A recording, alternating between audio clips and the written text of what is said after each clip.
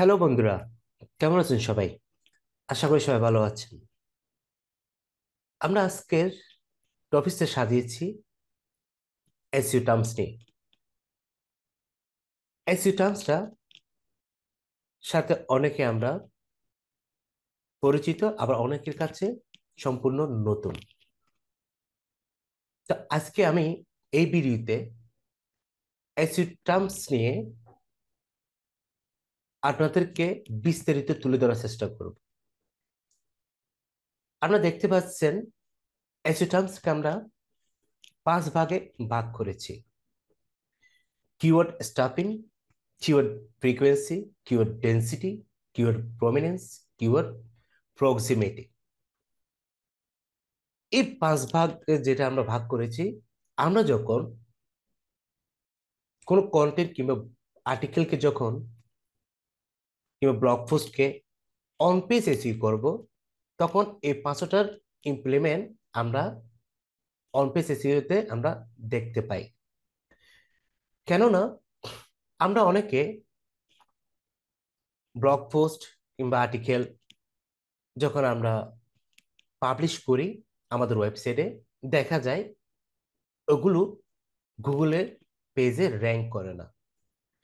Rank না করার পিছনে কিছু কারণ হচ্ছে, আমরা গুগলের অন পেজ এসইওর সঠিক ব্যবহারটা আমরা করি না বলেই আমাদের আর্টিকেল ব্লগ পোস্টগুলো গুগলে পেজে আমরা দেখতে পাই না। তো আজকে কিভাবে এসইও টার্মসের এই 5টা ভাগকে অন পেজের ক্ষেত্রে সঠিকভাবে আপনি ইমপ্লিমেন্ট করবেন, তাই আমি আপনাদেরকে ভিডিওতে দেখানোর চেষ্টা করব। আপনারা ভিডিওটা স্কিপ না করে যদি শুরু থেকে দেখেন, আশা করি আপনাদের এসইও টার্মটা নিয়ে আর কোনো প্রকার কনফিউশন থাকবে না। তাহলে আমরা আগে একটু করে জানি এসইও টার্মসটা হলো কি। সেটা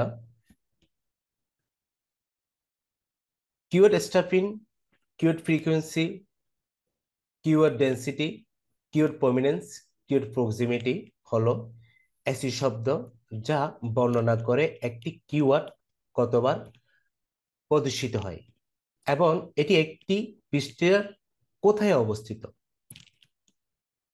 এগুলি ব্যবহারকারী এবং সার্চ ইঞ্জিনকে আপনার পৃষ্ঠা কি সম্পর্কে সংকেত দেওয়ার ক্ষেত্রে গুরুত্বপূর্ণ ভূমিকা পালন করে, ফলে আপনার পৃষ্ঠার র্যাঙ্কিং এ প্রভাব পড়ে। তাহলে বুঝতে পাচ্ছেন এসইও টার্মটা আমাদের কাছে অনেক বেশি ইম্পর্টেন্ট অন পেজ এসইও করার সময়। আমরা যদি দেখি একটু করে কিওয়ার্ড স্টাফিংটা কি, আগে আমরা সেটা জানতে হবে। কিওয়ার্ড স্টাফিং হলো কন্টেন্টে কিওয়ার্ডের অতিরিক্ত ব্যবহার। এটি একসময় একটি সাধারণ কৌশল ছিল, কিন্তু এখন গুগলের মতে সার্চ ইঞ্জিন দ্বারা শাস্তিযোগ্য, কারণ এটি ব্যবহারকারীর অভিজ্ঞতা খারাপ করে। আশা করি আপনারা এটা বুঝতে পেরেছেন কিওয়ার্ড স্টাফিংটা কি। আমি যদি আরেকটু এক্সাম্পল আকারে দেখাই, আপনাদের কাছে কিওয়ার্ড স্টাফিংটা আরো বেশি ক্লিয়ার হয়ে যাবে। A sentence like, by dog training equipment. We offer the best dog training services. Learn dog training with our dog training expert. এইটুকু লাইনের মধ্যে যদি আপনারা একটা জিনিস দেখেন, আমাদের মূল কিওয়ার্ড হচ্ছে কি ডগ ট্রেনিং। এতটুক সেন্টেন্সের মধ্যে ডগ ট্রেনের ব্যবহার এখানে একটা, এই জায়গায় একটা, আর একটা সেন্টেন্সের মধ্যে এই জায়গায়, আবার এখান থেকে দেখি এই জায়গায় একটা। তাহলে আমরা একটা কিওয়ার্ডকে সামান্য কয়টা লাইনের মধ্যে অনেক বেশি আমরা ইমপ্লিমেন্ট করে ফেলেছি, যেটা হচ্ছে যে ব্র্যাক প্র্যাকটিস, এবং অথবা এটাকে বলে কি বলে, ব্ল্যাক হেড এসইও বলে অনেক সময়, অথবা কিওয়ার্ড স্টাফিং। তো আমাদের এই ভুলটা কখনো করা যাবে না। যদি আপনি যদি এই ভুলটা করেন, তাহলে এটা সার্চ ইঞ্জিনের চোখে এটা একটা শাস্তিযোগ্য একটি অপরাধ। তো আশা করি আপনাদের কাছে কিউর স্টেপিংটা ক্লিয়ার হয়ে গেল।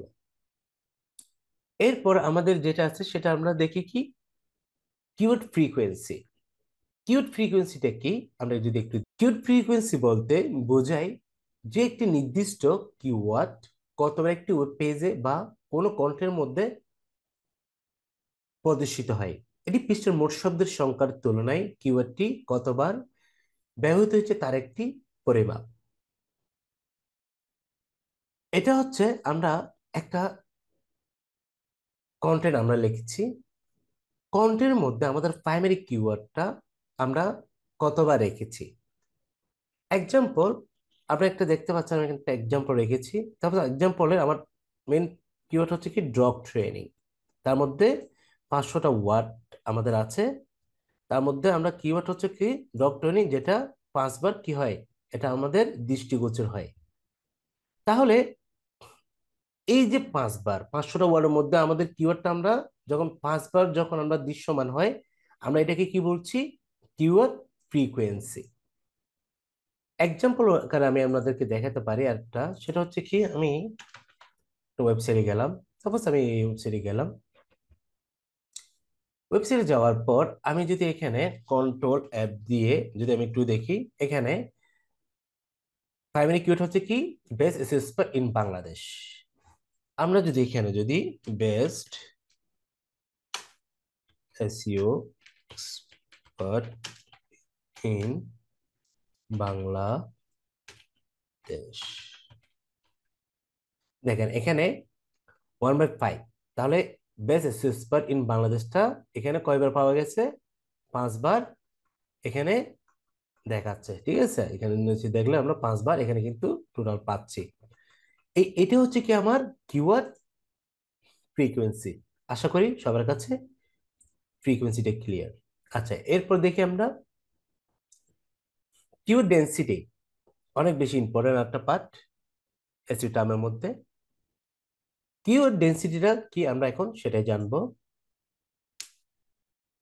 কিওয়ার্ড ঘনত্ব হলো একটি পৃষ্ঠার মোট শব্দের সংখ্যার সাথে সম্পর্কিত একটি কিওয়ার্ড কতবার প্রদর্শিত হয় তার শতাংশ। এটি একটি নির্দিষ্ট কিওয়ার্ডের উপর কন্টেন্ট কতটা কেন্দ্রীভূত তার পরিমাপ করা একটি উপায়। দেখেন এখানে আমি একটা ফর্মুলা আপনাদের জন্য নিচে আমি রেখেছি, যেটা আরো একটু সহজ করে বোঝার জন্য। আমরা কিওয়ার্ড ডেন্সিটিকে আমরা শতকরা মানে পার্সেন্টেজ আকারে আমরা কি কাউন্ট করি। যেমন আমাদের 1000 ওয়ার্ডের একটা কন্টেন্ট আমরা রেডি করেছি, তার মাঝে আমরা আমাদের যে প্রাইমারি কিওয়ার্ডটা সেটা আমরা কয়বার রেখেছি, 20বার রেখেছি। 20 ডিভাইড বাই 1000 ইন্টু 100, যখন আপনি গুণ দিবেন তাহলে আমাদের যে ফলাফলটা আসে সেটা হচ্ছে কত, 2%। কত পার্সেন্ট, 2%। তাহলে 1000-এর মধ্যে 2% হচ্ছে যে কত, কয়বার, 20বার। আপনাদেরকে এভাবে করে কিওয়ার্ড ডেন্সিটিটা শতকরাটা পার্সেন্টেজটা আমাদেরকে বের করতে হবে। তাহলে আমরা এখানে 1000 ওয়ার্ডের কন্টেন্টের মধ্যে আমরা 20বার পর্যন্ত আমাদের কিওয়ার্ডটা রাখতে পারবো, 15 থেকে 20বার রাখতে পারবো, তাতে কোনো প্রকার সমস্যা হবে না। তো আশা করি কিওয়ার্ড ডেন্সিটিটাও আপনাদের ক্লিয়ার। এরপর আমরা যেটা দেখতে পাই সেটা হচ্ছে কি কিওয়ার্ড প্রমিনেন্স। আমরা এখন দেখব কিওয়ার্ড প্রমিনেন্স কি। দেখেন, কিওয়ার্ড প্রমিনেন্স বলতে বোঝায় পৃষ্ঠায় আপনার কিওয়ার্ডটি কোথায় পাওয়া যায়। ব্যবহারকারীরা প্রায় অনলাইন কন্টেন্ট এড়িয়ে যান, যার অর্থ হলো আপনার কন্টেন্ট তাদের কাছে কতটা প্রাসঙ্গিক তা বোঝা তাদের পক্ষে যত সহজ হবে, তত বেশি তাদের কাছে লেগে থাকা সম্ভাবনা তত বেশি হবে। আপনার কিওয়ার্ড গুলিকে বিশিষ্ট স্থানে অন্তর্ভুক্ত করা সাহায্য করতে পারে।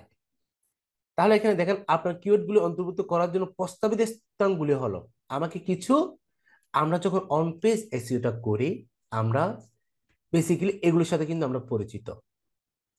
কোন একটা যখন আমরা অন পেজ করে কোন একটা কন্টেন্টের URL, title tag, heading and subheading, meta description, first 100 word, এগুলো কিন্তু আমরা এগুলোর সাথে আমরা পরিচিত। আর যারা বিগিনার তাদের কোনো সমস্যা নেই, আমি আপনাদেরকে এই ভিডিওতে ক্লিয়ারলি বুঝিয়ে দিব সবগুলো কিভাবে আপনারা এগুলো ব্যবহার করবেন। যখন আপনার কিওয়ার্ডটা, প্রাইমারি কিওয়ার্ডটা যখন আপনি আপনার কন্টেন্টের ইউরাল কিংবা title tag, heading, sub heading, meta description, first 100টা ওয়ার্ডের মধ্যে আপনি আমার কিওয়ার্ডটা রাখার চেষ্টা করবেন। এই রাখাটাকে আমরা বলছি কি কিওয়ার্ড প্রমিনেন্স। কি বলছি এটাকে? Keyword prominence. আশা করি আপনাদেরও কিওয়ার্ড প্রমিনেন্সটাও ক্লিয়ার। এরপর আমাদের যেটা আছে সেটা একটু দেখি, কিওয়ার্ড প্রক্সিমিটি। কিওয়ার্ড প্রক্সিমিটিটা কি আমরা এখন সেটাই দেখব। কিওয়ার্ড প্রক্সিমিটি বলতে বোঝায় কোন কিওয়ার্ড বাক্যাংশের শব্দগুলো কন্টেন্টের মধ্যে কতটা কাছাকাছি থাকে। সার্চ ইঞ্জিনগুলো কিওয়ার্ডগুলো কাছাকাছি থাকা পছন্দ করে, কারণ এগুলো সার্চ কোয়ারির জন্য প্রাসঙ্গিকতার ইঙ্গিত দেয়। কি বুঝলেন? আমরা কিওয়ার্ডগুলো চেষ্টা করব আমরা যখন আমাদের অন পেজে আমাদের প্রাইমারি কিওয়ার্ডটা যখন আমি ব্যবহার করব তখন মোটামুটি চেষ্টা করব কাছাকাছি রাখার জন্য। কাছাকাছি বলতে এরকম না, আমি 4টা সেন্টেন্স লেখছেন প্রথমে, ওই সেন্টেন্সের মধ্যে আপনি 7 থেকে 8 বার আপনার কিওয়ার্ডটা ব্যবহার করবেন, তখন এটা আমার কিওয়ার্ড স্ট্যাপিনে পড়ে যাবেন, যে ভুলটা কখনো করা যাবে না। তাই কিওয়ার্ড প্রক্সিমিটি বোঝার জন্য আরো আমি আপনাদের জন্য এক্সাম্পল আকারে 2টা আমি এক্সাম্পল রেখেছি। ইফেক্টিভ ডগ ট্রেনিং মেথডস, আর হচ্ছে effective methods of training dogs. এখানে দেখেন সেন্টেন্স 2টার মধ্যে যদি আমরা সেন্টেন্সের মিনিং যদি দেখি প্রায় কিন্তু কাছাকাছি, কিন্তু সেন্টেন্সের লেখার ধরনটা একটু ডিফারেন্স এখানে আপনারা লক্ষ্য করতে পারছেন। ইফেক্টিভ ডগ ট্রেনিং মেথড হচ্ছে কি কার্যকর কুকুর প্রশিক্ষণ পদ্ধতি, এটা মিনিংস। আর সেকেন্ডটার অর্থ হচ্ছে কি কুকুর প্রশিক্ষণের কার্যকর পদ্ধতি। দুইটাই কিন্তু অলমোস্ট সেম। ওই জন্য বলছে কি আপনি যখন একটা কন্টেন্ট আপনি লিখবেন আপনার কিওয়ার্ড রিলেটেড পাশাপাশি আপনি আপনার যেমন সেকেন্ডারি কিওয়ার্ড আছে, এলএসআই কিওয়ার্ড আছে, এইগুলোর প্রয়োগ যখন আপনি করবেন আপনার রিলেটেড সাপোর্টেড কিংবা রিলেটেড কিওয়ার্ড গুলো যখন রাখবেন কাছাকাছি থাকবে, তখন এটা আপনার কন্টেন্টটা র্যাঙ্ক হতে অনেক বেশি হেল্পফুল হবে। তো আমরা এটাকে কি বলছি? Keyword proximity.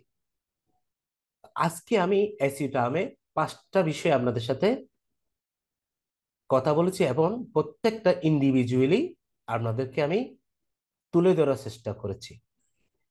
এই 5টার প্রয়োগ আপনাকে যখন আপনি কোনো একটা কন্টেন্ট অন পেজ করবেন আপনার ওয়েবসাইটে, তখন এই 5টা রুল মেনটেন করে আপনাকে অন পেজ করতে হবে। যদি আপনি এই 5টা প্রয়োগ যদি আপনি করতে পারেন আপনার কন্টেন্টে, আপনার কন্টেন্টটা গুগলে র্যাঙ্ক করতে বাধ্য। তোর জন্য আমাদেরকে যেটা করতে হবে অন পেজের আরো যে রুলস গুলো আছে এগুলো আমাদেরকে জানতে হবে। তো এই 5টা আশা করি সবার ক্লিয়ার। ভিডিওটা যদি ক্লিয়ার না হন ভিডিওটা বারবার দেখবেন, আশা করি আপনাদের আর কোনো প্রকার এসইও টার্মস নিয়ে কোনো প্রকার কারো জড়তা থাকবে না। তো আমার ভিডিওটা যদি আপনাদের ভালো লাগে থাকলে আপনারা অবশ্যই আমার চ্যানেলটা সাবস্ক্রাইব করে করে দিবেন এবং বেল আইকনটা দিয়ে রাখবেন, শেয়ার করে দিবেন বাকিরাও যাতে এই ভিডিও দেখে উপকৃত হয়, যারা এসি ইন্ডাস্ট্রিতে আসাচ্ছে কিংবা যারা স্টাডি করতেছে নতুন, ওনারাও এই ভিডিওটা দেখে কিউএস টার্ম সম্পর্কে, এসি টার্ম সম্পর্কে জানতে পারবে। তো সবাই ভালো থাকবেন, সুস্থ থাকবেন। ধন্যবাদ।